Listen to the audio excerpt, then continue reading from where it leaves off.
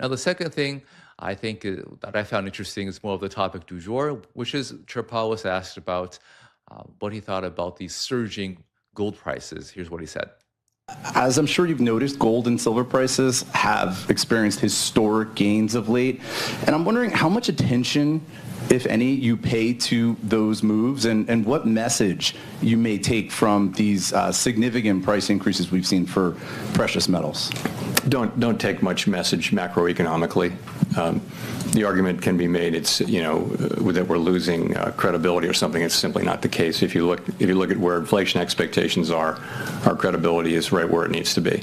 So we look at those things. We don't get spun up over particular asset price changes, although we do monitor them, of course. Now, I can tell you as someone who used to work at the Fed really doesn't care about gold prices. For them, gold is really, listen, they're mostly standard PhD economists, so they think of gold as, it's just kind of a barbarous relic, as Keynes would say. It's not something that really says anything. Now, he also directly addresses the claim that this is some sort of loss of confidence, debasement, and so forth.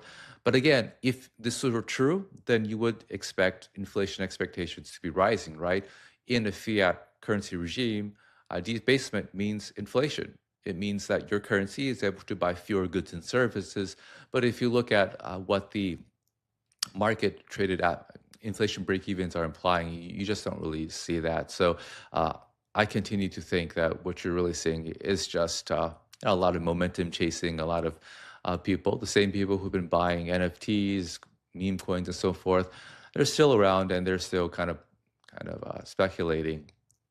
I will also note, though, that there are heightened Iran war headlines, and so that could be impacting this as well.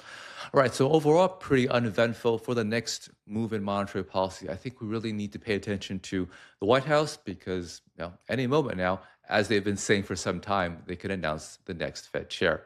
All right, talk to you all this weekend.